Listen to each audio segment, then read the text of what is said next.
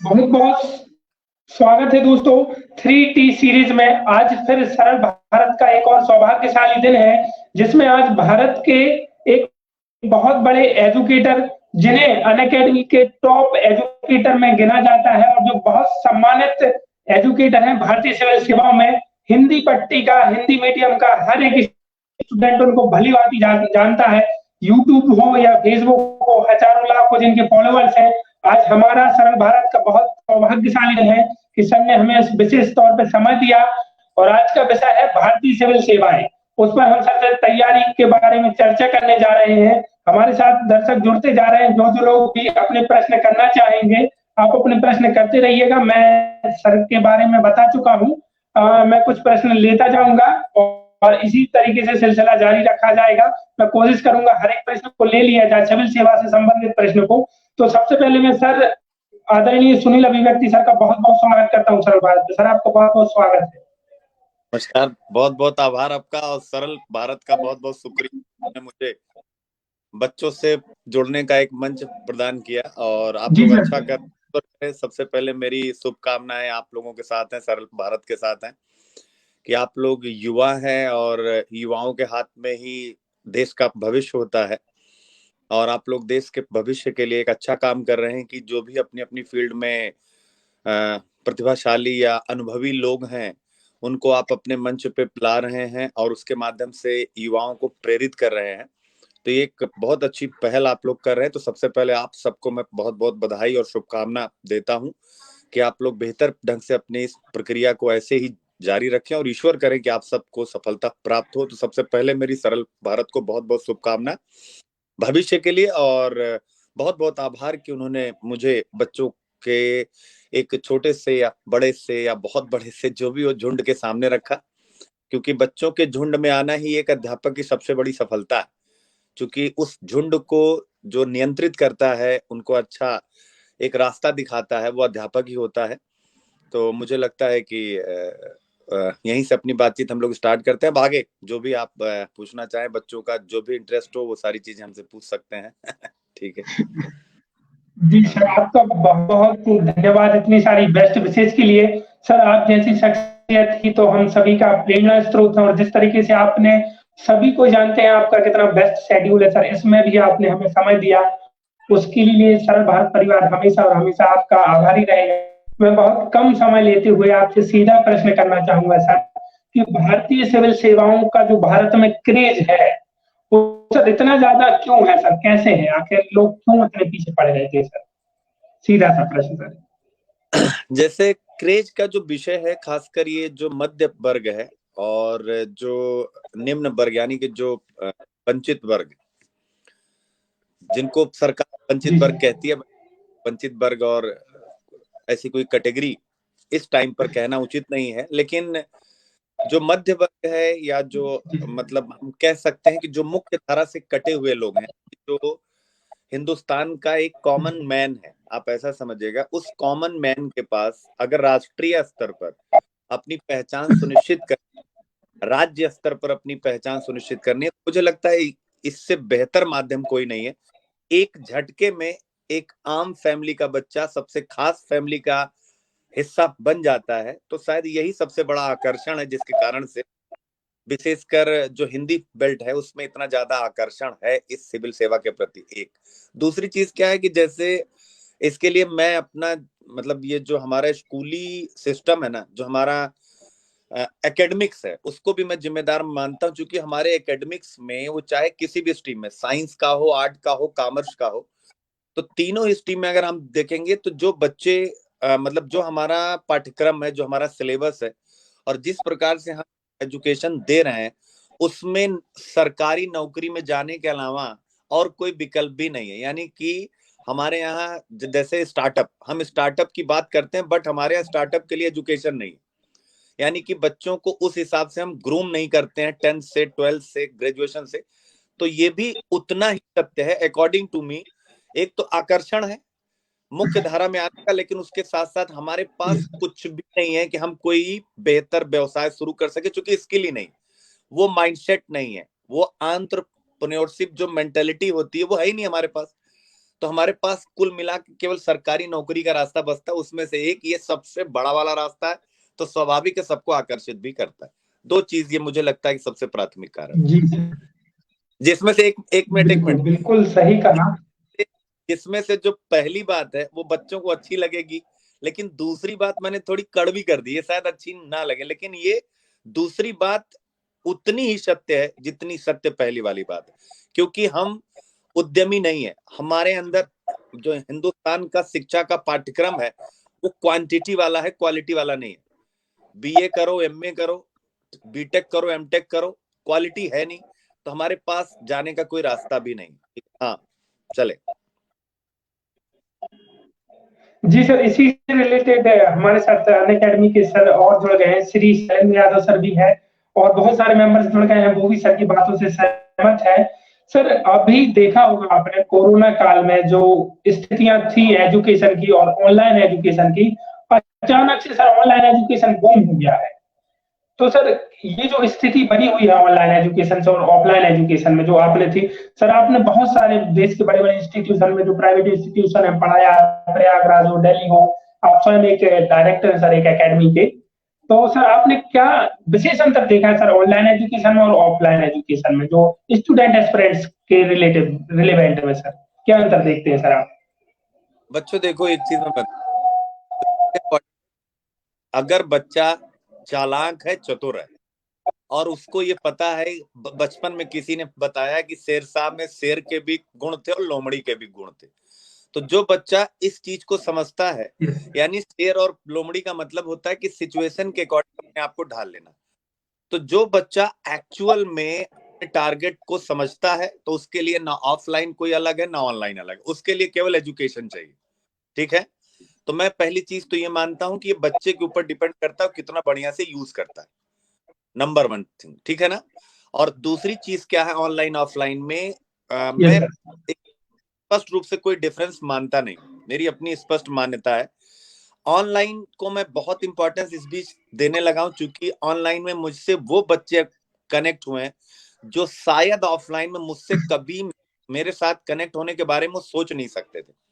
दिव्यांग बच्चे पूरे देश के कोने कोने हिस्सों से, लगभग आप ये मान के चलो हजारों की संख्या में, 1 2 400 500 नहीं, हजारों की संख्या में जो प्रत्यक्षता अनअकैडमी के पैटर्न पे जो मेरा कोड इस्तेमाल करते हुए लड़कियां आई हुई हैं, हजारों की संख्या में बच्चा है, यस एक सर। 400 500 800 नहीं, जिन्होंने मेरे कोड को मतलब एप्लीकेशन करके एडमिशन लिया, अप्लाई करके। तो आप ये कौन लड़कियां हैं? कोई आशा कार्यकर्ता है, सोचिए आशा वर्कर्स, या 28 साल के ऊपर की वो लड़कियां जिन्होंने अपने स्वप्न शादी के बाद क्या किए थे, खो दिए थे कि अब तो कुछ होगा नहीं, क्योंकि उन्होंने तैयारी करी, पढ़ाई करी, लेकिन शादी हो गई, उसके बाद उनकी जिम्मेवारियां आ गई और उनकी पढ़ाई छूट गई। आज वो सब इसी ऑनलाइन प्लेटफॉर्म के माध्यम से मेरे साथ कनेक्ट है और मेरे जैसे ना जाने कितने एजुकेटर्स के साथ और कनेक्ट होंगी। तो ऑनलाइन को मैं एक रेवोल्यूशन मानता हूं, एक क्रांति मानता हूं, रेवोल्यूशन है ये, कि इसमें वो बच्चा भी आके पढ़ सकता है जिसके पास पढ़ने की का अवसर खत्म हो चुका है, क्योंकि ऑफलाइन में आपकी फिजिकल अपीयरेंस चाहिए होती है। ऑफलाइन में क्या चाहिए? फिजिकल अपीयरेंस चाहिए। यहाँ पर आप अपने घर में बैठे पढ़ते चले जाइए। तो चीप है, बेस्ट है, यानी कि सस्ता है, बेहतर है, इसलिए ऑनलाइन अच्छा है। सेकंड चीज ऑफलाइन, ऑफलाइन का मतलब क्या, जैसे गुरुकुल परंपरा, बहुत से बच्चे ऐसे होते हैं जिनको टीचर के साथ आमने सामने बैठ के मजा आता है, तो उनके लिए ऑफलाइन बेस्ट है। दोनों अपनी अपनी जगह बेस्ट है, कोई किसी से कम नहीं है। ऑनलाइन को मैं इसलिए बेस्ट मानता हूं, उसके पीछे रीजन एक है, इसमें पहले मैं ऐसा नहीं मानता था, मुझे लगता था ऑफलाइन ही बेस्ट है।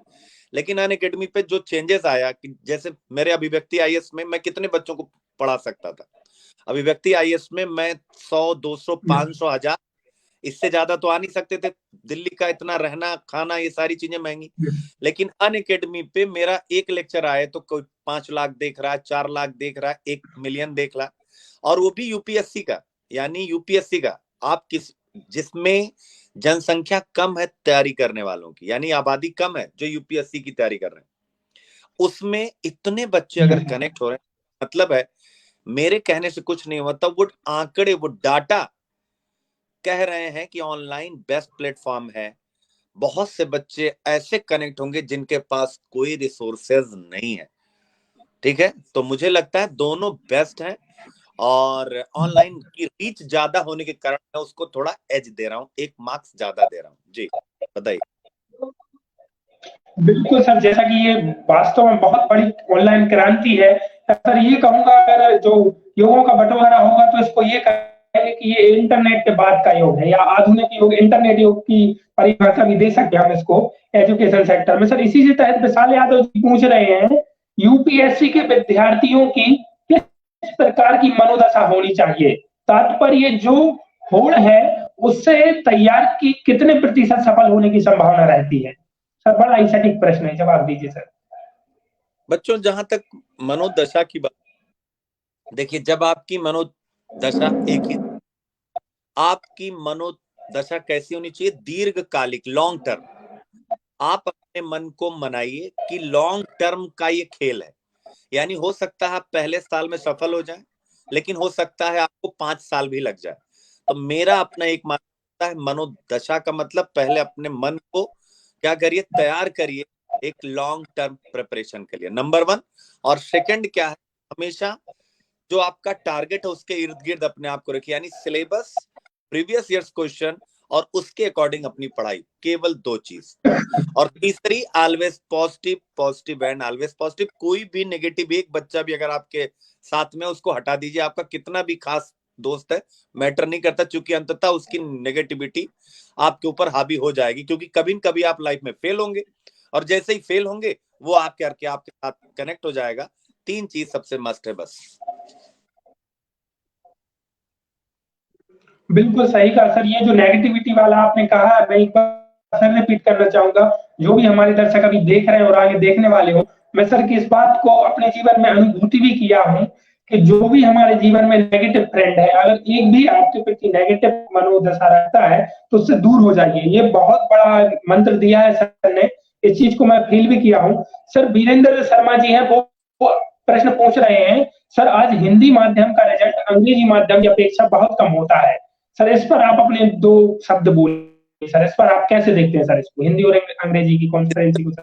तो इस पे मैं अच्छे खासे शब्द बोलूंगा, इसलिए है क्योंकि हम फॉलोअर्स हैं। जी सर। हिंदी मीडियम के बच्चे टोटल फॉलोअर्स हैं, यानी अगर उनके अंदर इनोवेट करने वाले लोग हैं, लेकिन तब भी एक्सेप्ट कम करेंगे। आप याद रखिएगा, जो काम मैं आज यूट्यूब पर कर रहा हूं अनअकैडमी के साथ, यही काम मैं 2013 से कर रहा हूं, और हमेशा मैंने इनोवेशन दिया है जिसे मार्केट ने फॉलो किया। लेकिन यही मुखर्जी नगर में रहने के बाद भी बच्चा किसको फॉलो करता है? जिसका पोस्टर ज्यादा देखता है। इंग्लिश मीडियम वाला बच्चा यस। राजेंद्र नायक से मेरे पास आता है कि सर आपका ए से बहुत अच्छा है, हम आपसे, सोचो मैं उसको हिंदी में ए से पढ़ाता हूँ, वो इंग्लिश में लिखता है। लेकिन यहीं का बच्चा बिल्कुल इस ट्रेंड को फॉलो नहीं करता, वो उन चेहरों पे जाता है जो चेहरे काफी नहीं होता, जो विज्ञापनों में दिखाई दे। ये जो हिंदी मीडियम की हीरो यस खोजने की, सर। यही सबसे बड़ा। इंग्लिश मीडियम में एक भी टीचर का नाम बताइए, मैं आप सबसे पूछना चाहता हूं, जो हिंदी मीडियम के टीचर्स की तरह हीरो के रूप में स्वीकार्य हो। एक भी टीचर नहीं मिलेगा, यानी कोई भी ऐसा नहीं जो एक हीरो। तो हम जो हीरो खोज रहे हैं ना, वो हीरो हमें खोजना बंद करना चाहिए। नंबर 1, हमें अपने साथ काम करने वाले टीचर्स चाहिए, जो 50% काम करे, और वो टीचर काम करे, कंटेंट राइटर काम ना करे। कंटेंट राइटर काम करेगा तो उसकी सोच रहेगी, टीचर की सोच नहीं रहेगी। तो मेरा स्पष्ट मानना है कि सबसे पहले एक ही चीज, डिमांड और सप्लाई दोनों प्रकार से, यानी कि जिस टीचर के अंदर क्षमता है यूपीएससी को टैकल कराने की, उसको पकड़ने की कोशिश करिए। दूसरी चीज है कि सिलेबस और पैटर्न के हिसाब से रहिए। तीसरी चीज है, स्ट्रेटजी पता नहीं होती है, पूरा फोकस। मैं बच्चों आप लोगों से बताना चाहूंगा, जीएस के मुख्य परीक्षा के 4 पेपर होते हैं, 1 2 3 4, और उसके बाद ऐसे और ऑप्शनल। बच्चा पूरा जीवन इतिहास पढ़ता है, भूगोल पढ़ता है, पॉलिटी पढ़ता है, इकोनॉमिक्स पढ़ता है 250 नंबर का निबंध यस आता है, वो सर। पढ़ते, 250 नंबर का निबंध है, पढ़ना ही नहीं। पूरा फोकस पॉलिटी, हिस्ट्री को पूरा जीवन, 1 अटेम्प्ट, 2 अटेम्प्ट, 3 अटेम्प्ट। ये जो मिस्टेक्स हैं, तो स्ट्रेटेजिकल मिस्टेक है। मेरा स्पष्ट मानना है कि आप वो जो एक होता है ना फिनोमिना, कि हम हीरोज खोजना बंद करिए। कोई भी, मैं नहीं, अगर मैं अच्छा नहीं कर पा रहा हूं मुझे भी ठुकराइए, याद रखिएगा कि मुझे भी ठुकराइए, सबको ठुकराइए। आप लॉजिकल बनिए। हिंदी मीडियम वाले हाथ जोड़ के कह रहा हूं, लॉजिकल बनिए, चीजों को सोचना शुरू कर दीजिए। इंग्लिश मीडियम हिंदी मीडियम में कोई अंतर नहीं है, प्रीलिम्स में अंतर है। प्रीलिम्स में उनका सक्सेस रेशियो ज्यादा है, इसलिए मुख्य परीक्षा भी उनका ज्यादा निकलता है। अभी क्या हो गया, हिंदी मीडियम प्रीलिम्स में ही फेल कर रहा है, अदरवाइज मुख्य परीक्षा में जो रीजनल लैंग्वेज में बच्चे एग्जाम देते हैं, यानी कि जो बच्चा इंग्लिश मीडियम से प्रीलिम्स निकालता है उसके बाद वो गुजराती मीडियम से मुख्य परीक्षा लिखता है, वो मराठी मीडियम से मुख्य परीक्षा यस लिखता है, वो सर। मीडियम से मुख्य परीक्षा लिखता है। तो इसका मतलब भाषा या लैंग्वेज आपकी सक्सेस में बाधा नहीं है, बाधा है कि आपका एक तो प्रीलिम्स का रिजल्ट कम हो चुका है बहुत ज्यादा, और सेकंड क्या है कि हमने क्या किया है कि एक फॉलोअर का कल्चर डेवलप कर लिया। हम कुछ लोगों को आइडियल मान करके बाकी जो न्यू जनरेशन के टीचर है उनको बिल्कुल हम ना तो एक्सेप्ट करते हैं ना उन्हें इंपॉर्टेंस देते हैं। रिजल्टेंट यस क्या हो गया, क्या आप इनोवेशन से दूर होते चले गए, ट्रैक पर पढ़ रहे हो, वही सैंधव सभ्यता आज भी चल रही। आपको मैं बताऊं, जैसे बच्चे आते हैं, इंडस वैली सर बहुत अच्छा तैयार, मैंने कहा चलो बताओ इंडस वैली ने वर्तमान अर्बनाइजेशन को इन्वेस्टमेंट कैसे दिया, अब पता ही नहीं, यूपीएससी तो ये पूछ रहा है।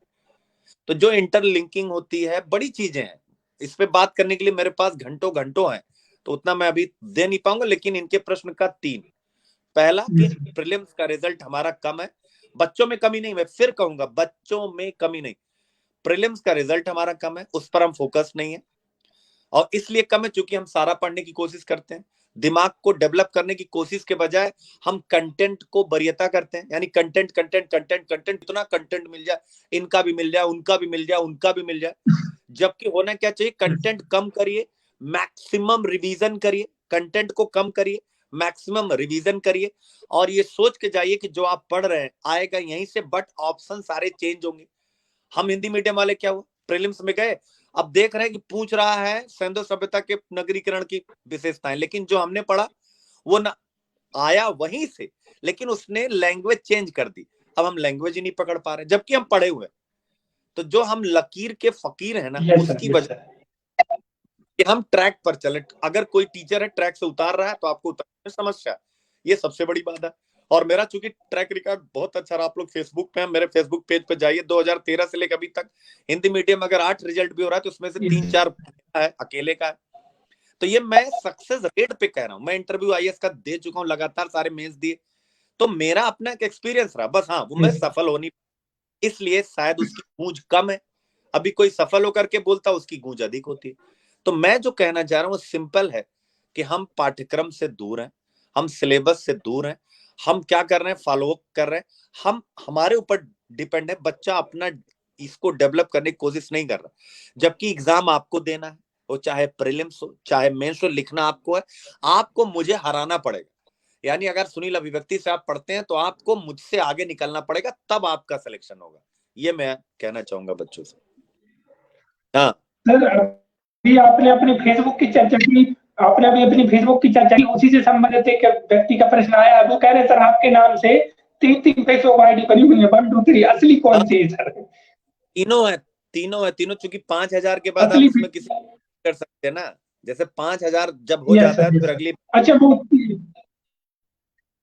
सारी हमारी जी है। जी सर, वो आपकी ही आईडी है, मतलब ये कंफर्म हो गया है, ठीक है। हमारे साथ आदरणीय दीपक राय सर जी, इलाहाबाद यूनिवर्सिटी के प्रोफेसर सर भी जुड़ चुके हैं, योगेंद्र मिश्रा भी जुड़ चुके हैं, बहुत सारे लोग जुड़ चुके हैं। मैं सर एक और अच्छा सा प्रश्न है मैं करना चाहूंगा कि सर जो लोग, कुछ लोग बिना कोचिंग के भी बहुत अच्छी रैंक ला रहे हैं, निकाल दे रहे हैं एग्जाम, कुछ लोग कोचिंग कर करके अपने सारे अटेम्प्ट नहीं निकाल पा रहे हैं सर, क्या मनोदशा का क्या ज्ञान रहता है सर? कुछ लोग बहुत अभावों में इतना अच्छा कर जा रहे हैं कि प्रेरणा स्रोत बन जा रहे हैं, कुछ लोग बहुत कुछ पाके भी कुछ नहीं कर पा रहे हैं, और एग्जाम एक ही है सर, परीक्षा एक ही है, क्या आप इसको कैसे देखेंगे सर?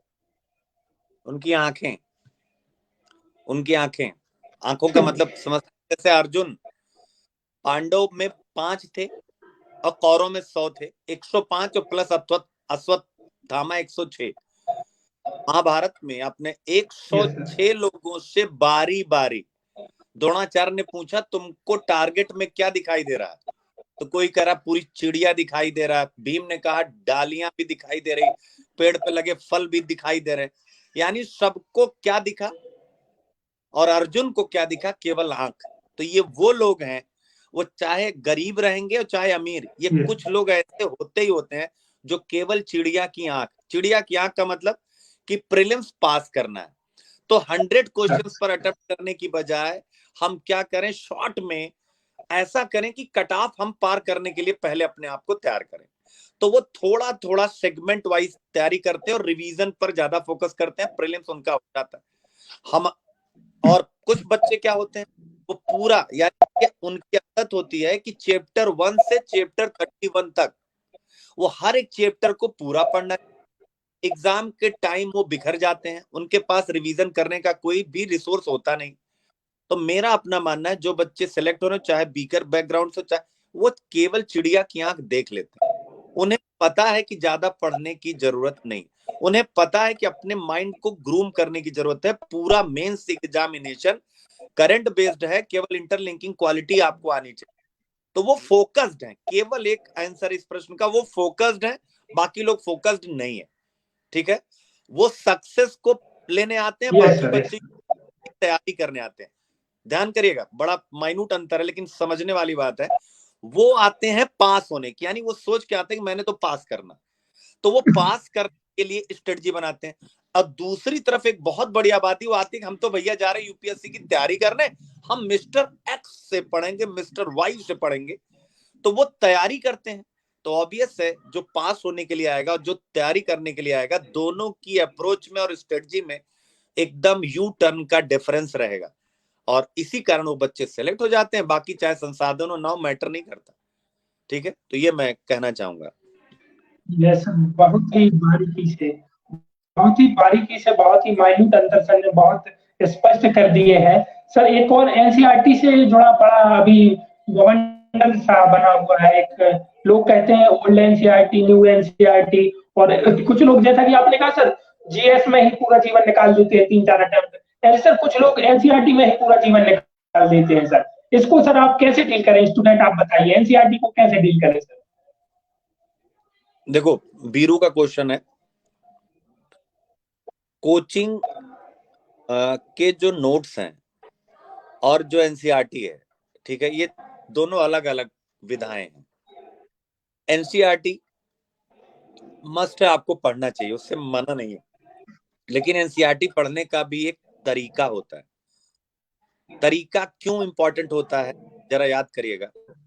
जो इंग्लिश मीडियम के टॉप बैकग्राउंड के बच्चे हैं, जो आईटी पीएमटी में होते हैं, तो वो 6 to 12 एनसीईआरटी पढ़ते हैं, और एनसीईआरटी पढ़ने के बाद वो क्या करते हैं, उनका 3 मंथ पर, 6 मंथ पर और 1 ईयर पर एग्जाम होता है। यानी डेली उनको एक एक चैप्टर हर सब्जेक्ट के स्पेशलाइज्ड टीचर पढ़ाते हैं, फिर उनका समय समय पर एग्जाम होता है, उसमें उनकी ग्रेड आती है। ठीक है, तो अब आप समझिए कि आपको एनसीईआरटी कैसे पढ़नी, क्योंकि उन्हीं बच्चों से आपकी फाइट होनी है जो आईटी और आईएम वाले हैं। तो इसका मतलब एनसीईआरटी महत्वपूर्ण नहीं, एनसीईआरटी पढ़ना महत्वपूर्ण है, कि जिस प्रकार से वो बच्चे 6 to 12 में पढ़े हैं, उस पर एग्जाम दिए, वैसे ही आपको भी एनसीईआरटी पढ़नी पड़ेगी उसकी अप्रोच के साथ। लेकिन हम लोग कैसे पढ़ते हैं, कॉमन बच्चे, जरा विचार करेंगे, एनसीईआरटी चैप्टर खोला, पढ़ना स्टार्ट हो गया, लिखना स्टार्ट हो गया, खुश हो गए, एनसीईआरटी खत्म हो गई। कोई भी बच्चा प्रैक्टिस क्वेश्चन सॉल्व नहीं करता, और उसी प्रैक्टिस क्वेश्चन पर ये आईटीआईएम वाले जो इंग्लिश मीडियम के बच्चे हैं एग्जाम दिए होते हैं। तो एनसीईआरटी पढ़ना चाहिए 6 to 12, बट उसके साथ साथ ध्यान रखना चाहिए पढ़ने का तरीका क्या। एनसीईआरटी में मैटर नहीं है, कोई बुक मैटर नहीं, पढ़ने का तरीका मैटर करता है, क्योंकि ये कंपटीशन है। इस कंपटीशन में आपको उन लोगों से टक्कर है आपकी जो ब्रेन में भी टॉप पे है और इकोनॉमी में भी टॉप पे, यानी उनका बैकग्राउंड बहुत स्ट्रॉन्ग है। ठीक है, यानी रिसोर्सेज में उनके कम नहीं है। तो ये बड़ा एक प्रकार से समझिए, बड़ी मतलब एक यूपीएससी निकालना, समझ बड़ी अच्छी चाहिए। अगर बच्चा समझदार है तो एनसीईआरटी भी अच्छे से करेगा, बच्चा समझदार है और भी चीजें अच्छे से करेगा। हाँ सर बहुत ही सर महत्वपूर्ण जानकारी दी आपने एनसीईआरटी को लेकर। बहुत सारे बच्चे देख भ्रमित थे। सर विशाल जी कह रहे हैं हिंदी माध्यम के विद्यार्थियों में अक्सर वंचना की भावना रहती है, उनकी यही सोच कहीं असफलता का कारण तो नहीं है? आपके क्या विचार है इसमें? सर मैं एक चीज और ऐड करना चाहूंगा। ये सर एक चीज ये सर एक चीज और ऐड करना चाहूंगा। कुछ जो हिंदी पट्टी राज्य से विद्यार्थी आते हैं, उनका स्कूल और एकेडमिक सर बहुत ढीला रहता है, उतने अच्छे से नहीं पढ़ के आते। बहुत सारे गवर्नमेंट स्कूल से, मैं किसी टीचर को दोष नहीं दे रहा, कई बार स्टूडेंट नहीं पढ़ के आते हैं, तो वो लोग जो तैयारी करने आते हैं, मैंने ऐसा बहुत से इंटरव्यू देखे हैं जो पहले हो चुके हैं सिलेक्शन, उन्होंने मतलब कक्षा पहली से लेकर ग्रेजुएशन तक कुछ नहीं सीखा था, अचानक से वो तैयारी में गए और फिर तैयारी की और वो टॉप भी कर गए। ये सर इस मानसिकता को कैसे डील करें? जो लोग ठीक से नहीं पढ़ पाए अभी तक, डायरेक्ट तैयारी में पढ़ते हैं। बहुत आसान है आपका प्रश्न है। मैं बच्चों को एक शब्द में बताऊं कि एक तो हिंदी माध्यम में वंचना रहती है, और दूसरी चीज क्या है कि बहुत से बच्चे फर्स्ट टू 12 तक वंचित ही रहते हैं, लेकिन आके सेलेक्ट हो जाते हैं। अरे भाई क्यों हो जाते हैं? अभी तो मैंने बताया कि भैया जब पढ़ना 6 to 12 एनसीईआरटी है, तो चाहे आपका एकेडमिक्स अच्छा रहा हो, चाहे आपका एकेडमिक्स ना अच्छा रहा हो, आपको 6 to 12 एनसीईआरटी पढ़नी ही पढ़नी है। तो फिर क्या दिक्कत है? एकेडमिक जाए इधर उधर, उससे हमें क्या मतलब है? एकेडमिक जाए भाड़ में। आपको 6 to 12 एनसीईआरटी पढ़नी है कि नहीं पढ़नी, और किस उम्र में पढ़नी, जरा ये भी सोचिएगा। वो 6 क्लास की एनसीईआरटी जब 10 या 11 ईयर का बच्चा वो पढ़ता है, और अभी क्या हो रहा है, 18 वर्ष का बच्चा, 19 वर्ष का बच्चा क्लास 6 की एनसीईआरटी पढ़ रहा है, 19 वर्ष का बच्चा 7th की एनसीईआरटी पढ़ रहा है। तो ऑब्वियस है आपका एकेडमिक्स क्या है यूपीएससी में मैटर नहीं करता है। मैटर क्या करता है, आप कितनी समझदारी से according syllabus, according previous years question आप अपनी स्ट्रेटजी बनाते हैं। ठीक है ना? तो एकेडमिक्स तो मैटर ही नहीं यूपीएससी में। मैं उन बच्चों से कहूंगा जिनका एकेडमिक्स 0 है, मेरे प्यारे बच्चों, जिनका एकेडमिक्स 0 है, आप भी आईएएस बनने का स्वप्न देख सकते हैं। क्यों? जरा इस तर्क को समझिएगा। ये उन बच्चों के लिए है जिनको घर में कह दिया जाता है कि तुमसे कुछ ना हो पाएगा, तुम बेकार हो। क्यों? क्योंकि उनका अपने भाई बहनों या पड़ोसी के बच्चे की कंपेयर में नंबर कम आते हैं, वो फेल भी हो चुके हैं। बच्चों, ये एग्जाम बड़ा मजेदार आप भी कर सकते हैं। क्यों? क्योंकि कोई भी बच्चा जो पढ़ने आता है कक्षा 6 की एनसीईआरटी पढ़ता ही पढ़ता है। तो कक्षा 6 की एनसीईआरटी 18 साल की उम्र में, 21 साल की उम्र में क्या आप नहीं पढ़ पाएंगे? तो इसलिए यहाँ पर सब एकेडमिक्स 0 है, डजेंट मैटर। आप 1 से 12 तक कहाँ खड़े, डजेंट मैटर। मैटर करता है, क्या करता है कि 21 साल की उम्र में आप क्लास 6 की एनसीईआरटी को किस अप्रोच के साथ पढ़ते हैं। ठीक है ना? ये कौन है भाई? मौसमी तैयारी की रणनीति किस तरह होनी चाहिए? सर जीएस को कैसे डील? टारगेटेड। सर आपने बता दिया, प्रीलिम्स का बता दिया सर, जीएस को कैसे डील करें सर? देखो, नहीं, इनका जो प्रश्न है थोड़ा वास्ट, मैं बताता हूँ। इनका कहना है कि समय कम हो तो कैसे करें। समय कम है तो जैसे मैंने क्या किया था, कॉन्सेप्ट है top 50 chapter for prelims. Top 50 का मतलब होता है कि आप प्रीवियस ईयर्स क्वेश्चन उठाइए, आपको पता लग जाएगा। फॉर एग्जांपल पॉलिटी, तो पॉलिटी में सबसे ज्यादा क्वेश्चन कहां से आते हैं? पार्लियामेंट से। तो पार्लियामेंट आपकी प्रायोरिटी में पहला चैप्टर होना चाहिए। अभी क्या होता है, लक्ष्मीकांत खोलेंगे तो पहला चैप्टर क्या निकालेंगे? हिस्टोरिकल अंडरपिनिंग्स, यानी ऐतिहासिक विकास समथिंग। फिर सेकंड कौन चैप्टर उठा लेंगे? भारतीय संविधान का निर्माण। थर्ड क्या उठाएंगे? उद्देशिका। फोर क्या उठाएंगे? आप नागरिकता और इस पर, मतलब सीरियल से पढ़ना है। लेकिन सीमित समय का मतलब होता है जो जॉब में है या जो बिल्कुल टारगेटेड है। तो जब पॉलिटी में सबसे ज्यादा क्वेश्चन पार्लियामेंट से आ रहा, तो पहला क्वेश्चन, पहला पेपर आप पूरा पार्लियामेंट। सेकंड कहां से आता है सबसे ज्यादा क्वेश्चन? मूल अधिकार, नीति निर्देशक तत्व। तो सेकंड चैप्टर आपका वो होना चाहिए। थर्ड कहां से आता है? संवैधानिक, कॉन्स्टिट्यूशनल एंड नॉन कॉन्स्टिट्यूशनल, तो संवैधानिक गैर संवैधानिक आयोग, यानी तीसरा चैप्टर। चौथा चैप्टर कहां से सबसे ज्यादा क्वेश्चन आते हैं? उच्चतम न्यायालय से। चौथा होना चाहिए उच्चतम न्यायालय। अब आप इन 4 चैप्टर्स को उठा करके चेक करिएगा, मैं बच्चों को प्रमाण के साथ बता रहा हूं। अगर पॉलिटी से 20 क्वेश्चन आता है तो 17 क्वेश्चन यही केवल 4 खंड से आता है। आप 4 खंड पढ़ लीजिए इसमें। यस। फिर ऐसे इकोनॉमिक्स में आइए। इकोनॉमिक्स में सबसे ज्यादा क्वेश्चन आता है नंबर 1 मनी बैंकिंग से, लगभग 4 से 6 क्वेश्चन। तो पहला चैप्टर वो होना चाहिए। अभी बच्चा पहला चैप्टर अर्थव्यवस्था में प्रवेश, अरे क्या जरूरत है अर्थव्यवस्था में प्रवेश करने की भाई? पहला चैप्टर मनी बैंकिंग। सेकंड कहां से आता है? बजट से आता है। सेकंड चैप्टर वो करिए। ठीक है। थर्ड कहां से आता है? भुगतान संतुलन, आयात निर्यात से आता है, मुद्रास्फीति से आता है, आप उसको करिए। चौथा चैप्टर आपके संस्थाओं से आता, पांचवा एग्रीकल्चर से आता। 5 चैप्टर आप कंप्लीट करिए। इसके अलावा इकोनॉमिक सर्वे और बजट करंट अफेयर्स आप करिए। तो आप देख रहे हैं केवल 10 चैप्टर में इकोनॉमिक्स हर वर्ष 25 क्वेश्चन से कम नहीं आता, पॉलिटी 15 से कम नहीं आता। यानी केवल 10 चैप्टर आप पढ़ के लगभग 40 से 45 क्वेश्चन की रेंज में आप आ गए। एक ये पढ़ाई होती है सीमित समय वाली, और ये फुल टाइम के लिए भी ऐसा नहीं है। लेकिन बच्चा क्या, चैप्टर 1 चैप्टर 2, क्योंकि हम बचपन से ना यार, हमारी आदत क्या है, हम पूरा चाहते हैं, यानी खाना मिले तो भरपेट मिले। इसलिए इंडिया में पेट भी खूब निकला रहता है, यानी हम हर चीज भरपेट चाहते हैं। जब तक गले तक खाना ना फंस जाए तब तक हम खाना खाना बंद नहीं करते। इसीलिए हमारी फिटनेस भी वीक रहती है कि नहीं रहती है। तो मेरा स्पष्ट मानना है कि ये फुल खाने की, ये चाहे स्टडी हो चाहे लाइफ हो, हर जगह पूरा चाहिए। क्या चाहिए? पूरा चाहिए। तो पूरा वाले फेल होते हैं। सीमित समय की स्टडी यही है, प्रीवियस ईयर्स क्वेश्चन से सिलेबस को मैच करते हुए आप निकाल लीजिए कहां पर फोकस ज्यादा है, वही निकाल के अपनी प्राथमिकता में रखिए, बार बार रिवीजन करिए। बाकी जो बचा उसको भी पढ़ते रहिए, मैं उसको भी मना नहीं कर रहा हूं, लेकिन एक प्राथमिकता के 50 चैप्टर हो गए जिनको आपको डेली रिवीजन करना है, और बाकी आप कॉन्फिडेंस बनाए रखने के लिए कि आपने सब पढ़ा, इसको भी पढ़ते रहिए। ये होती है स्ट्रेटजी। ये हो गई खास वाली, और ये हो गई आम वाली। तो खास वाली अगर है तो आप सेलेक्ट हो गए। मान लीजिए पेपर उलट गया, आम वाले से कुछ क्वेश्चन आ गए, तो आम वाले भी आप पढ़े, लेकिन खास वाले पे आप अधिक फोकस है। ये स्ट्रेटजी होती है। हाँ, ऑप्शनल को कैसे डील करें सर? ऑप्शनल को कैसे डील करें? आपका क्या ऑप्शनल था सर? मेरा हिंदी साहित्य और इतिहास, हमारे टाइम में 2 ऑप्शनल होते थे। 2010 तक 2 ऑप्शनल थे। तो मेरा हिस्ट्री और हिंदी लिटरेचर दोनों था।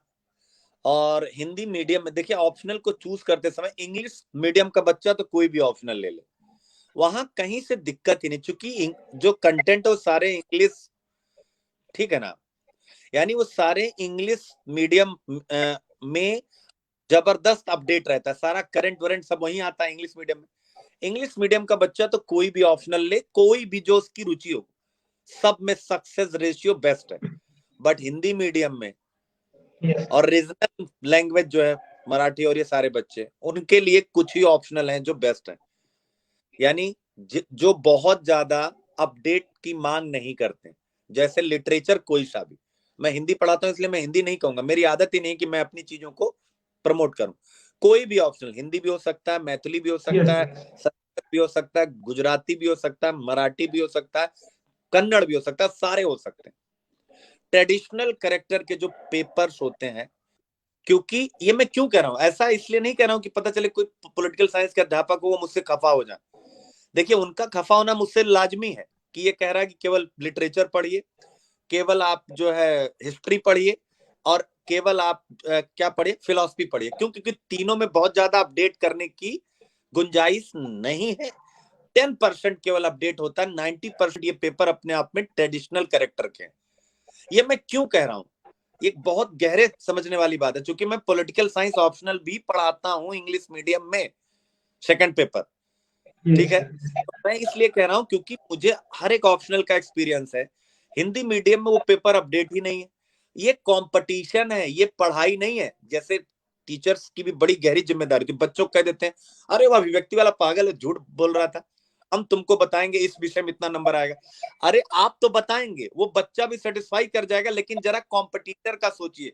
आप उसको एकेडमिक्स के लिए नहीं तैयार कर रहे, आप उसको कंपटीशन के लिए तैयार कर रहे हैं, जहां पर इंडिया के टॉप एलिजिबल कैंडिडेट से उसकी फाइट है। टॉप एलिजिबल कैंडिडेट्स को जरा समझिएगा, सारे बच्चे मैं समझाता हूं। 800 सीट हर वर्ष एवरेज आती है, जरा गहराई, जिसमें से 400 सीट पर वही बच्चे फिर से अटेम्प्ट करते हैं, रीअटेम्प्ट करते हैं, जो सेलेक्ट हो चुके हैं अपनी रैंकिंग बढ़ाने के लिए। याद रखिएगा, अपनी रैंकिंग के लिए बची कितनी सीट? 400 सीट। उस 400 सीट में उसी साल इंटरव्यू में फेल किए 1000 बच्चे गुस्साए हुए बैठे, कब की छोड़ेंगे नहीं।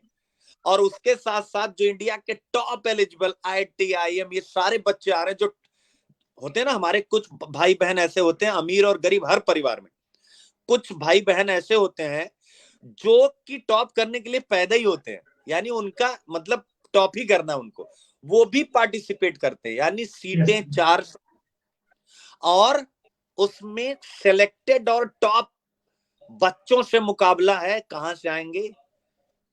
तो कंपटीशन में परास्त करना है, तो अगर उनका पॉलिटिकल साइंस है तो अपडेट है, आप वहां फाइट नहीं कर सकते।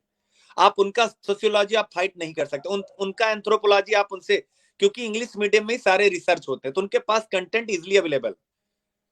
और हिंदी मीडियम में ये 3 विषय हैं जिसमें कोई अपडेट की जरूरत नहीं है, इसलिए मैं कह रहा हूं, और जो है वो मिल जाता है। तो इसलिए मैंने कहा हिंदी मीडियम वाले बच्चों को ऑप्शनल चूज करते समय बहुत गहराई के साथ विचार करना होता है। बाकी मेरी बातों से आप असहमत हो सकते हैं, मुझे मेरे बारे में गलत कह सकते हैं, नेगेटिव, आप स्वतंत्र हैं, क्योंकि यूट्यूब की दुनिया मैं ही पढ़ाता हूं। ऐसे 2016 में ऐसे आया था, सोशल मीडिया अंतर्निहित रूप से स्वार्थ परायण माध्यम है। तो सोशल मीडिया, देखिए यूपीएससी पूछ रहा है 2016 में, 2016 में प्रश्न पूछा कि सोशल मीडिया अंतर्निहित, अपने उसके गुण है, अंतर्निहित का मतलब कि सोशल मीडिया के ये गुण है। क्या गुण है? कि स्वार्थ परायण माध्यम है। जब तक आपको पसंद आता है तब तक आप पसंद करेंगे, नहीं पसंद आया तुरंत आप ठपाक डिसलाइक, ठपाक गालियां स्टार्ट। इसीलिए यूपीएससी ने भी पूछा। तो मैं एक टीचर जो उन विषयों पर अच्छी पकड़ रखता है, तो सोशल मीडिया का कैरेक्टर मुझसे अच्छा कोई समझ नहीं सकता, इसीलिए मैं बिंदास पढ़ाता हूं। आज तक मेरे एक वीडियो में आप लोग चेक करिए, मैंने कहा हो कि लाइक करिए, शेयर करिए, सब्सक्राइब, मैं कभी नहीं कहता हूं। मुझे पता है अपना बेस्ट दो, सामने वाले की समझ होगी तो लाइक शेयर सब्सक्राइब करेगा, नहीं होगी तो मांगना नहीं है। जिस दिन एक अध्यापक मांगने लग गया बच्चों से, समझ लीजिएगा उस दिन, ये मेरी अपनी स्टाइल है, जो लोग कर रहे हैं उन सबको मेरा आदर है, सम्मान है, मैं किसी से कंपेयर नहीं, लेकिन ये मेरे काम करने की स्टाइल है कि गुरु मांगना नहीं है, कर्म करना है, जो आएगा आएगा, नहीं आएगा बाबा क्या दिक्कत है, ठीक है। तो ये यही स्ट्रेटजी है। जी सर, आपने इंटरव्यू जो आपने अपने समय में इंटरव्यू दिए, आपने कई इंटरव्यू दिए जैसा कि आपने बताया, और अभी जो इंटरव्यू होते सर, इंटरव्यू को कैसे डील करें? कुछ सर आप अपने पल भी बताइए जो आपकी आपने फील किया हो इंटरव्यू में, वो शेयर करते हुए, और अब हम लोग इंटरव्यू को कैसे फेस करें सर, कुछ बताइए स्ट्रेटेजी के बारे में। हाँ, सबसे पहले देखो, जहां तक इंटरव्यू की बात है तो मैं अपना बताऊं तो ये थोड़ा भाग्य का भी खेला है। अब जैसे कुछ बच्चे होते, मान लीजिए कि अभी आप सुबह सुबह कहीं निकले, समझिएगा सुबह सुबह, तो सुबह आपने लोगों से मिलना स्टार्ट किया, आप निकले हैं अपनी रिश्तेदारी में सबसे मिलने, पहली रिश्तेदारी में गए, दूसरी रिश्तेदारी में गए, तीसरी रिश्तेदारी में गए, और फिर आप, तो क्या होगा, पहली रिश्तेदारी में जाएंगे पूरी एनर्जी रहेगी, जोश रहेगा, सेकंड में जाएंगे थोड़ा कम होगा, थर्ड में जाएंगे, होता है ना, ऊर्जा प्रत्येक स्तर पर लॉस करती है कि नहीं, साइंस पढ़े ना ऊर्जा का सिद्धांत, ऊर्जा प्रत्येक स्तर पर लॉस। तो वही चीज है मेरे साथ, वो हो गया। यानी जब आप अपने 10वें रिश्तेदार के पास पहुंचेंगे तब तक आप इतना थक चुके होंगे कि आपके अंदर वो एनर्जी नहीं रही होगी जो पहले वाले के साथ थी। तो मेरे साथ ये हुआ, प्रवीण तलाम मैम का बोर्ड था, और प्रवीण नेट पे आप सर्च करेंगे आपको मिलेंगी, तो मेरा 10वें नंबर पर आया। अब वो एकदम इंटरव्यू 10-15 मिनट ही चला, एक बच्चे से क्या पूछा गया क्या नहीं पूछा गया, तो मैं अपने लिए ये मानता हूं अनफॉर्चुनेट रहा, मैं उनकी भी कमी नहीं बताऊंगा कि 10वें नंबर पे आया, तो वो थक चुके थे, और शायद मेरे अंदर वो एनर्जी थी नहीं, मेरे अंदर थी लेकिन शायद उनको मैं दिखाई नहीं पाया क्योंकि मौका ही नहीं मिला। तो मेरा तो थोड़ा ईश्वर का और मेरा थोड़ा सा भाग्य का एक चक्र चलता है कि अगर मैं अभी कह दूं, आपसे कह दूं, ये मेरे यूट्यूब के बच्चे जानते हैं, अगर कोई देख रहा हो तो कमेंट करो, अगर मैंने कह दिया बच्चों कल क्लास में आग लगने वाली, तो कल ऐसा हो जाएगा कि शॉर्ट सर्किट होके मेरा इंटरनेट उड़ जाएगा, मेरा इंटरनेट कनेक्शन उड़ जाएगा। आप लोगों ने भी देखिए पहली बार, तो क्या हुआ, हो गया ना, वो आप लोगों की गलती नहीं है। मैं पहली बार कोई भी चीज, मैं मुझे मेरी लाइफ में पुश मतलब धक्का देने वाली शक्तियां ज्यादा हैं, लेकिन मैंने अपनी पावर ऐसे बनाया है कि अगर वो मुझे धक्का मारती है तो उनको मैं डबल धक्का मार देता हूँ, तो मैं अपने आप को स्टेबल कर ले जाता हूँ। तो मेरा उदाहरण ये रहा नंबर 1। जहां तक और बच्चों की बातचीत है, इंटरव्यू के लिए क्या करें, मैं हमेशा एक ही चीज बताता हूँ, जब मैं हिंदू का लेक्चर करता हूँ यूट्यूब पे, एक ही चीज मैं कहता हूँ कि आपको क्या करना है, जो भी आप पढ़ते हो, एक दिन शीशे के सामने बैठिए और अपने आप को देखने की आदत डालिए, और मोबाइल को अपने हाथ में रखिए, इसकी रिकॉर्डिंग ऑन करके रख दीजिए। ऐसे मोबाइल आपने रख दिया, उसके बाद कोई भी एक टॉपिक जो सुबह से शाम आपको सबसे अच्छा लगे उसको उठाइए और उस पर बात करिए। खुद ही प्रश्न बनाइए कि भाई भारत ने चीन के साथ ये जो मतलब एलएसी पर तनाव चल रहा है, तो भारत जो स्टैंड ले रहा है ये कहां तक सही है। अब आपको जो आता हो शीशे के सामने देखिए, और उसके बाद मोबाइल में रिकॉर्ड होगा। उसके बाद आप क्या करिए, हट जाइए और उसके बाद सुनिए कि जो आप बोल रहे हैं क्या आपको अच्छा लग रहा है। जिस दिन आपको आपका बोला हुआ अच्छा लगेगा, तार्किक लगेगा, उस दिन आपकी इंटरव्यू की तैयारी हो जाएगी। क्लियर? इसीलिए कहा जाता है दर्पण झूठ न बोले। दर्पण कभी झूठ नहीं बोलेगा, जो आपका है वही दिखाएगा। बाकी दूसरों के पास जाएंगे कि सर मैं कैसे बोलता हूं, तो वो अपने अकॉर्डिंग आपका मूल्यांकन। तो सबसे पहले दिन में एक बार शीशे के सामने खड़े होकर 2 से 3 मिनट के लिए कोई भी एक अपना नाम, मेरा नाम सुनील अभिव्यक्ति है, मेरे नाम का मतलब कि अपने आप को प्रस्तुत कर, ठीक है ना। मेरा गांव XYZ है, मेरे गांव की 5 खूबियां ये 5 कमियां हैं, ठीक है। ऐसे मेरे पिता का नाम ये है, समझ रहे हैं ना, मेरा बैकग्राउंड ये है, मेरे पिता किसान, अगर मेरे पिता किसान, किस चीज की खेती हमारे यहाँ होती है, 1 2 3 4, फिर किसानों के सामने क्या क्या समस्याएं आती हैं, 1 2 3 4, ये मेरा जिला ये है, मतलब आपका जो गृह जिला, ये मेरा जिला, मेरे जिले की 5 खूबसूरती, ये 5 कमियां, मेरा राज्य ये है, मेरे राज्य की 5 खूबियां कमियां, ये मेरा देश है, मेरे देश की 5 खूबियां ये 5 कमियां ये। तो ऐसे यानी आप स्वयं से डिपेंड मत हुई। मैंने पहले कहा, जिस दिन पुअर बैकग्राउंड का बच्चा, जो हम लोग जहां से निकल के आते हैं, अगर वो आत्मनिर्भर होकर के सोचने लग गया, आत्मनिर्भर किया नहीं कि हम अपने प्रश्न खुद बना सकते हैं। आखिर मैं कहूंगा आपके नाम का क्या मतलब, आपको सर सुनील सर ने क्या क्वेश्चन, क्या आप ये क्वेश्चन खुद नहीं पूछ सकते कि मेरे नाम का क्या मतलब? अपनी बहन को, भाई को, भाई उससे कहिए 5 क्वेश्चन लिख दीजिए, उसको दीजिए, कह दो कि मुझसे पूछो, और इतना नोटिस करो कि मैं कैसा बोल रहा हूँ या कैसी बोल रही हूँ, ठीक है। तो कहीं ना कहीं ये इंटरव्यू के लिए सॉलिड अप्रोच है। तो पर पकड़ बनाइए, स्पष्टीकरण, कोई भी दिक्कत है मुद्दों पर पकड़ बनाते हैं, तो द हिंदू के लेक्चर मुझे फॉलो करने से पहले आप सबका फॉलो कर लीजिए यूट्यूब पर, और एक दिन मुझे भी फॉलो करिए, तब आपको पता चलेगा कि एक्चुअल में मुद्दों को कैसे डिस्कस कर। मैं इसीलिए ये नहीं कह रहा हूँ, नहीं तो आप लोगों को ये लग जाएगा कि सर ही नहीं मानना तो है नहीं, सबका देखिए, मेरा भी देखिए, अगर पसंद आए तो फॉलो करें, नहीं ठीक है जी।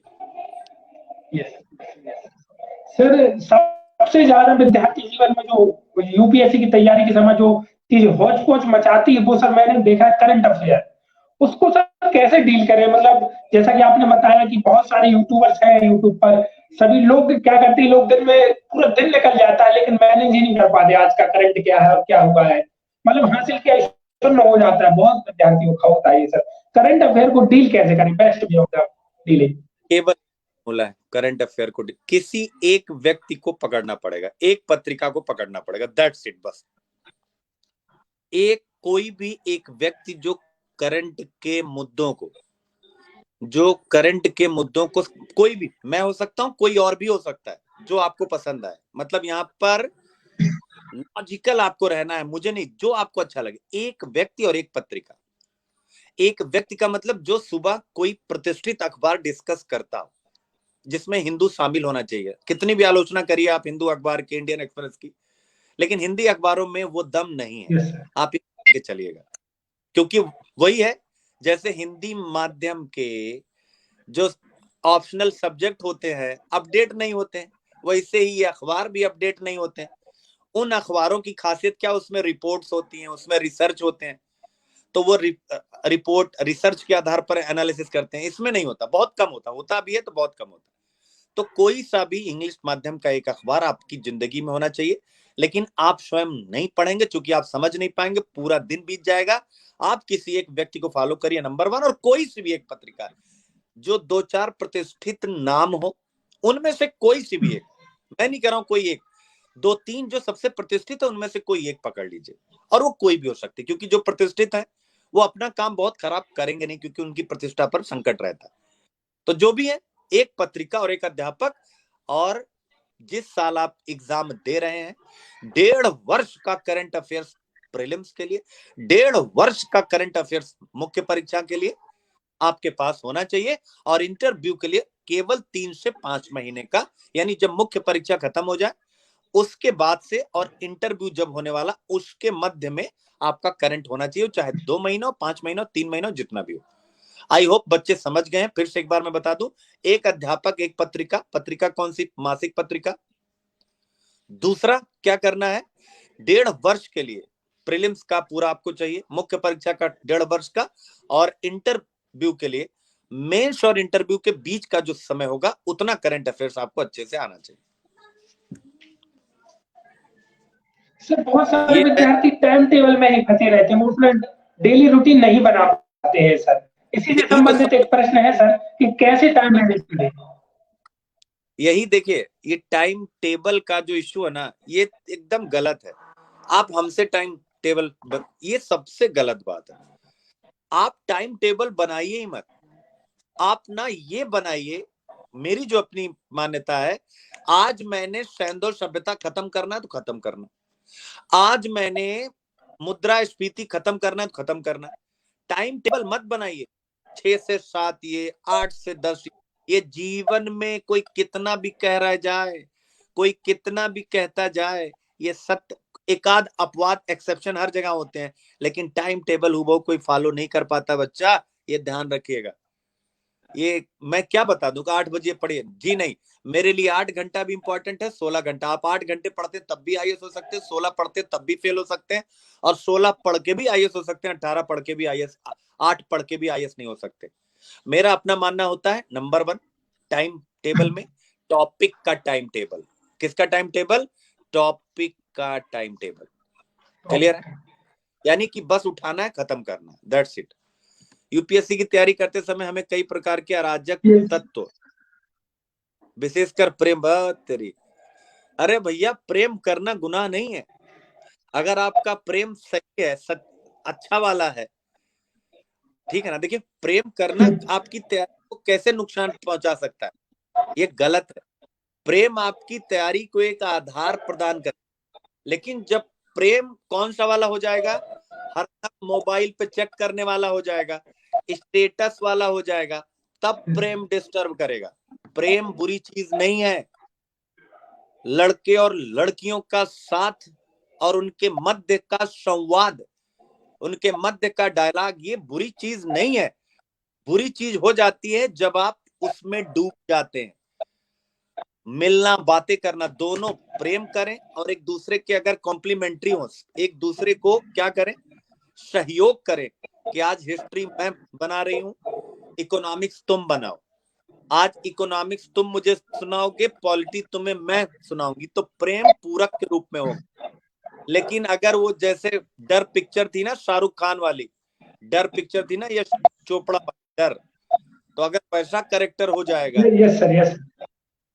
कि तुम मेरी हो, ठीक है ना, और उधर से तुम मेरे हो, और फिर जब ये तुम मेरे हो, तुम मेरी हो, और ये जब लड़ाइयां स्टार्ट होंगी, फिर वह आपकी लाइफ को नुकसान पहुंचाएगा। तो प्रेम करने से पहले एक समझ भी होनी चाहिए कि आप जिससे प्रेम कर रहे हैं, एक हफ्ते में पता लग जाना चाहिए कि किस प्रकार का अप्रोच है एक दूसरे के प्रति। तो पहली चीज, प्रेम बुरी चीज नहीं, नंबर 1। दूसरी चीज है कि आपको इसकी आवश्यकता क्या है, आप पढ़ाई करिए, इसके बाद आपको जब आप लवासना में जाएंगे, प्रेम भी होगा और आपके समकक्ष के साथी मिलेंगे। आईएएस की शादी आईएएस से हो रही है, आईआरएस की शादी आईआरएस से हो रही है, आईएएस की आईआरएस से हो रही, तो आप बड़े मौके खोजिए। दोनों बातें, प्रेम को मैं कभी बुरा नहीं मानता हूं। मैं उस प्रकार का अध्यापक नहीं हूं, गौरव प्रेम कर रहा मारो इसको, जी नहीं, बिल्कुल नहीं। प्रेम इस सृष्टि की सबसे सुंदर जो वस्तु है वो प्रेम है। तो प्रेम को मैं कभी नकारात्मक कह नहीं सकता, लेकिन प्रेम सृजन भी कराता है, संहार भी कराता है। तो सृजन वाला अगर आपका प्रेम है तो अच्छा प्रेम है, नहीं है तो फिर करने की आवश्यकता क्या, तैयारी करिए, ब्रह्मचर्य आश्रम 25 वर्ष मान करके चलिए, ठीक है। सर राइटिंग स्किल और रीडिंग स्किल को कैसे सर इम्प्रूव किया जा रहा है, ये बहुत बड़ी डीलिंग होती है सर, प्रैक्टिस कैसे डील करें इसको? Practice practice more practice, that's it, only 3 word, practice practice and more ये प्रैक्टिस, दैट्स इट। जी सर, जी कुछ टेक्निक्स होंगी क्या रीडिंग स्किल्स के लिए या राइटिंग स्किल्स के लिए? इंग्लिश में जो कर्सिव राइटिंग रहती है वो फास्ट रहती है, हिंदी में बहुत सारा पेन ऊपर करना पड़ता है, नीचे करना पड़ता है, कुछ सर टेक्निक शेयर करिए सर जो आपने यूज किया हो अच्छा लिखने के लिए। कोई इश्यू नहीं है, वो मैटर नहीं करता। आप बिल्कुल, मैं सब बच्चों को बताना चाहूंगा, जैसे जो शब्द सीमा होती है यूपीएससी की, 150 शब्द, जी 250, बच्चों कभी मत सोचना कि आपको पेन ऊपर नीचे करना पड़ता है। यूपीएससी ये नहीं मांगता है कि 150 वर्ड का मतलब 150, आप 140 कर दो ना। यूपीएससी चाहता है आपके अंदर का जो प्रशासनिक अधिकारी है वो, यानी वो एकेडमिशियन नहीं चाहता, मैं बार बार कहना चाहता हूं, वो चाहता है कि क्या इसके अंदर क्रिएटिवनेस है, रचनात्मकता है, इनोवेशन है, चीजों को नए ढंग से सोच पाता है। तो शब्द सीमा 10, अगर आपको लगता है कि हाथ ऊपर करने नीचे करने, कामा से हलंत से शब्द ज्यादा समय अधिक लग रहा है, तो आप क्या करिए, 10 शब्द कम कर दीजिए, 140 शब्द में आंसर लिख दीजिए, नंबर 1। दूसरा, आपने कहा रीडिंग स्किल क्या होता है, एक कॉन्सेप्ट मेरे पास जिसको मैं बोलता हूं 5W1H। 5W का मतलब, मान लीजिए कोई भी yes sir. Chapter, W what, where, when, why, ठीक है, हुम एंड हाउ, तो 5W1H। फॉर एग्जाम्पल एक उदाहरण बताता हूं, जैसे मान लीजिए आप पढ़ रहे हैं सैंधो सभ्यता का नगरीकरण, तो सबसे पहले व्हाट, सैंधो सभ्यता क्या है, वेयर यानी क्या है, आपने बता दिया कांस्युगीन सभ्यता है, ब्रोंज एज की सभ्यता है, फिर आपने बताया वेयर कहाँ है, तो आपके पास है क्या, ईस्ट वेस्ट नॉर्थ साउथ, उसका जो पूरा विस्तार है वो क्या, ठीक है। व्हेन यानी कब से है, उसका समय कब से है, हुम उससे कौन कौन से संबंधित है, ठीक है, हाउ ये कैसे कैसे सभ्यता आगे बढ़ी, ठीक है ना। तो कहने का मेरा मतलब है कि हर चीज का एक स्किल होता है, आपको खुद डेवलप करना पड़ेगा। जैसे मोदी जी क्या कहते हैं, मोदी जी हमेशा नहीं कहते 3C5 4 ऐसा बोलते हैं ना, अरे कोट बोलते हैं कि नहीं बोलते हैं, यस सर। मित्रों, यस सर। मित्रों हमारे पास 3D है, 3D मतलब डेमोक्रेसी, डिविडेंड, ठीक है ना, डिमांड, डिमांड मतलब बाजार है, यानी हमारे पास इतनी यस बड़ी आबादी है और परचेजिंग पावर पैरिटी हमारे यहाँ सबसे अच्छी खरीदने वाले हम लोग हैं, वर्ल्ड में 3rd नंबर पे हम परचेजिंग पावर यस पैरिटी। क्या हो गया, 3D से उन्होंने पूरी इकोनॉमी को समझा दिया विदेश में, 3D से डेमोक्रेसी है, आप आइए इन्वेस्टमेंट करिए, आपको फुल आजादी है, ठीक है ना। डिविडेंड है, यानी हमारे पास कार्यशील आबादी है, जनसंख्या हमारे पास युवा है, आप आइए आपको सस्ता श्रम मिलेगा। और फिर डिविडेंड हमारे पास लाभांश है, सॉरी डिमांड है, चूंकि हम, तो कहने का मेरा मतलब है ऐसे ही आप लोगों को करना है। सर आप अपने जीवन के कुछ ऐसे यस पल सर। को बताइए सर जो आपके लिए महत्वपूर्ण, बड़े पल रहे यार, लेकिन जो सबसे महत्वपूर्ण पल रहा कि मेरा एक स्टूडेंट था, और अब थे कह रहा हूं क्योंकि वो आईएएस हुए, और इस समय जम्मू कश्मीर में अजीत, ये अजीत को भी शायद पता ना हो, और तो अजीत मेरे यहाँ 2016 में और 17 में दोनों बारी वो सेलेक्ट हुआ बच्चा।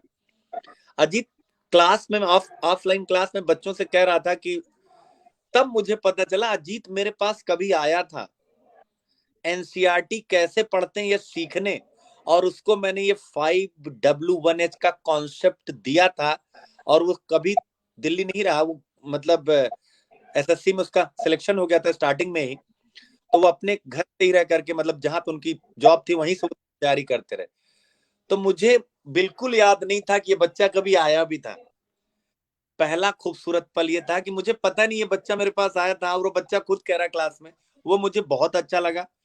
दूसरा मुझे अच्छा लगा था, बहुत खूबसूरत रहा है। देखो मैं यूपीएससी का टीचर हूं, तो मैं पर्सनल बातें ना करके प्रोफेशनल ही बातें करूंगा। 2014 में गुजरात की अब तक की सबसे बड़ी रैंक लगी है, 14th रैंक लगी है, मिहिर पटेल, तो मैं अपने घर में मतलब लेटा हुआ था, दोपहर का ही टाइम था, तो एक फोन आता है कि सर मैं मीर पटेल और मेरा 27th रैंक शायद है गुजरात में अभी तक की, मतलब आईएएस में मेरी सबसे टॉप रैंक लगी। तो मैं एकदम, मुझे याद नहीं था कि ये बंदा, क्योंकि काफी टाइम पहले वो लोग आए थे, लेकिन भूल जाता हूँ। अरे हम लोग बहुत बच्चों से मिलते हैं यार, इसमें ये नहीं समझना चाहिए कोई सर अपनी हाँ कर रहे हैं या नहीं कर रहे। तो वो खूबसूरत रहा कि उस बच्चे ने खुद बताया कि सर मेरा हुआ और बहुत बहुत आपका आभार। तो एक अध्यापक के लिए जो सबसे बड़ी खुशी ये नहीं होती उसको पैसा कितना मिलता, उसको सैलरी कितनी मिलती है, उसके बच्चे अगर सिलेक्ट होके एक बार कह दें तो उसकी जिंदगी का सबसे खूबसूरत पहलू हो जाता है कि मेरे द्वारा, हो सकता है उसकी पढ़ाई में हजारों टीचरों का योगदान रहा हो, लेकिन एक छोटा सा योगदान उसने स्वीकार किया। तो वो मेरे लिए बड़े खूबसूरत पल थे, और ऐसे ही कई पल रहे, और बहुत से दुख वाले पल भी रहते हैं जब अपने ही बच्चे सेलेक्ट होते हैं और कहीं और जाकर के बोलते हैं। तो ये मेरे लिए खूबसूरत पल वही है जिसमें जो बच्चे मुझे अपना प्यार प्रदर्शित करते हैं। जैसे इस टाइम पर सबसे खूबसूरत पल क्या है, हर बच्चा ये कहता है कि आप मेरे पिता की तरह है, आपको अपने आपका लेक्चर, मेरे प्लस के बच्चे या जहां पर भी ऑनलाइन में, कि आपका लेक्चर मेरी मम्मी देख रही हैं, मेरी दादी देख रही हैं, आपको आशीर्वाद दे रही हैं। आप सर, मेरे पापा कहते हैं कि अगर ये मुझे मिले होते अपने टाइम में तो मैं आईएएस हो जाता। तो ये मेरे लिए मेरी लाइफ के सबसे गोल्डन वर्ड्स हैं, और मैं चाहता हूं कि मेरी लाइफ के सबसे खूबसूरत पल यही रहे। बाकी और चीजें जो हैं वो चलती रहे, वो अलग चीज है। तो जब बच्चे कहते हैं कि मेरी दादी देख रही है, और खासकर वो स्टेटमेंट कि मेरे पापा कहते हैं कि अगर ये आप मिले होते, और एक बच्चा नहीं, बच्चों मेरे तो हजारों बच्चे मैं पढ़ रहे हैं, तो एक लाइन से कि सर मेरी मम्मी देख रही हैं, आज मेरी बहन का मतलब लाइव क्लास में आशीर्वाद दीजिए, आज मेरा बर्थडे, आपका आशीर्वाद नहीं मिलेगा तो ये लाइफ के सबसे खूबसूरत पल है मेरे लिए। सबसे वो मेरे बच्चे, मतलब मैं, मतलब जो आत्मीयता उनके साथ में महसूस करता हूँ ना, वो शब्दों में बयान नहीं किया जा सकता। तो मेरा सब बच्चों से, सारे बच्चे मुझे सर आई लव यू, मैं सारे बच्चों को मतलब एक मेरा अलग प्रकार। हाँ बिल्कुल बिल्कुल सर, कहीं ना कहीं ये सरल भारत का भी सौभाग्य है, और ये आपका इतना बड़ा व्यक्तित्व ही है सर कि आपने इतनी अधिक व्यस्तता में हम लोगों को सर इतना कीमती समय दिया, और जिस आत्मीयता से सर आपने संपर्क किया और जिस आत्मीयता से आपने जवाब दिए, वो एक एक क्वेश्चन करने वाले को और विशेषता मुझे प्रफुल्लित कर देने वाली तो है ही। सर एक और अंतिम प्रश्न कर लेता हूं मैं। सर सबसे ज्यादा बच्चे इशू एक और हो जाता है उनके साथ कोचिंग के दौरान, वो सर हेल्थ का इशू हो जाता है। कई बार उनका टिफिन का खाना आना ठीक से नहीं आ पाता, या लोग बाहर रह रहे हो, तो उसको सर कैसे डील करते हैं, स्पेशली आपने कैसे डील किया सर अपने समय में हेल्थ इशू? दो बातें, पहले देखो जो सबसे इम्पोर्टेंट है, आपने कहा कि मैं इतना, भैया पहले तो ये मान लो कि मैं अभी कुछ हूं नहीं। मैं जब पढ़ाता हूं तब भी मैं बोलता हूँ I am a big zero, और इसलिए नहीं कि अपनी महानता प्रूव करनी होती तो छोटा, ऐसा कुछ नहीं।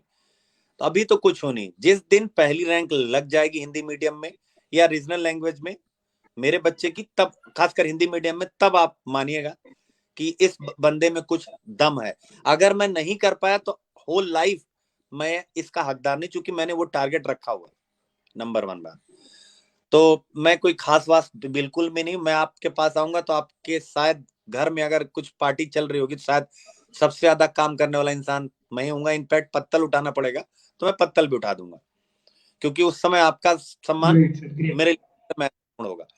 तो एक चीज तो ये होगी। सेकंड, आपने कहा हेल्थ और खाने पीने की चीज क्या है, तो जो हेल्थ और खाने पीने की चीज में देखिए, ये टिफिन लेट से आना, और ये मेरी लाइफ में कभी रहा नहीं।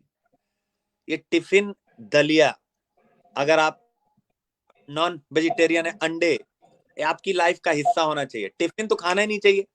एक मीटिंग टिफिन क्यों खाओगे, एक मीटिंग खाओ, खुद बनाओ खाना, 2 मिनट लगेगा 2 रोटियां बनाने में, सब्जी बनाने में। ये गलत है, दिस इज 100% रॉन्ग अप्रोच। हाँ, आप खा भी रहे हैं तो आप एडिशनल में दलिया हो गया, ओट्स हो गया, रागी के बिस्किट्स हो गए, अब तो इतने न्यूट्रिएंट्स आ रहे हैं बने बनाए, उनको आप रखिए अपने साथ। अब तो आपको दूध गर्म भी नहीं करना है, पास्चुराइज डाला, सीधा ग्लास में डाला, बिस्किट डिप किया, खाए जा रहे हैं। एक बनाना उठाया, हाफ 1 कप दूध लिया, भूख लगी, बनाना खाया, 1 कप दूध पी लिया। तो ये जो टिफिन वगैरह आप लोग हेल्थ के लिए, बच्चा मैं बताता हूं, आपको कुछ नहीं करना है। दलिया, ओट्स, रागी वगैरह के बिस्किट्स, ये अपने आप घर में रखिए। इसके अलावा जब जब भूख लगे, रेगुलर इंटरवल पर एक केला या कुछ भी आप खाते रहिए। अब आप कहेंगे सर बहुत से बच्चे हो सकता है कि फल खरीद पाने की क्षमता में ना हो। एक अंतिम पॉइंट, बहुत से बच्चों के यस सर। ना खरीद पाए। सर तो भाषण देख चले गए। बच्चा मैं बताता हूं मैं फल कैसे खरीदता था। 3 दिन में 1 दिन खरीदता था। डेली तो पैसा हम लोग को हो नहीं सकता था भाई सेब खरीद। 3 रोज में 1 दिन मैं पैदल चलता था। रिक्शे का जो पैसा बचता था कोचिंग आने जाने में या ऑटो का, वो पैसा मैं फल पे लगाता था। और उसका रिजल्टेंट है आज ये समझ रहे हो? तो कहने का मेरा दिख रहा मतलब है है सर। मैनेज करना सीखिए रिसोर्स को, रोइए नहीं। मुझे वो बच्चे बिल्कुल नहीं पसंद आते कि मैं बहुत गरीब हूं, मैं क्या करूं। आप गरीब हैं, आप रिसोर्स पैदा कर बेटा। ट्यूशन पढ़ाओ 5 रुपए में। गरीब बच्चों से कहो जो मनरेगा के मजदूर हैं, तुम्हारे बच्चों को पढ़ाऊंगा 5 रुपया लूंगा, वो पक्का आपको 5 रुपया देगा। आप कोशिश तो करो यार। ये बच्चे मुझे, हम लोग भी बहुत कॉमन फैमिली से हैं, इसलिए ये रोने वाला कल्चर नहीं पसंद है। आप गरीब, आप क्यों कहते हैं गरीब? आप ये बताएं सर मेरे पास संसाधनों की कमी है, लेकिन मैं सर संसाधन को अपने लिए बना लूंगा। समझ रहे ना? और जिस दिन आपने सोचा आप संसाधन बना लेंगे, उस दिन आप एक ट्यूशन सेंटर छोटा सा अपने घर में खोलेंगे, 5 छोटे छोटे बच्चों को पढ़ाएंगे और इतना अच्छा पढ़ाएंगे कि उनके माता पिता खुश होंगे, अड़ोस पड़ोस के बच्चे भी आपके यहाँ आना शुरू हो जाएंगे।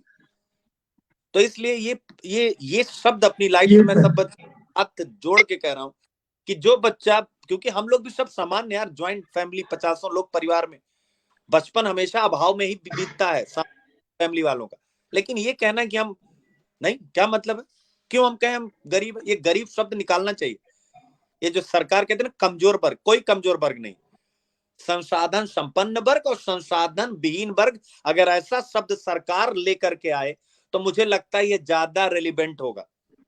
गरीब शब्द बोल के ही हम एक बहुत बड़ी आबादी को 2ym दर्जे की आबादी प्रूफ कर देते हैं। आप ऐसे कहिए भैया एक जगह संसाधन है, एक जगह संसाधन नहीं है। जहां संसाधन नहीं है वहां समावेशी विकास, ये सारी चीजें लाई। ठीक है बच्चा, बहुत बहुत आभार आप सबका, बहुत बहुत आभार।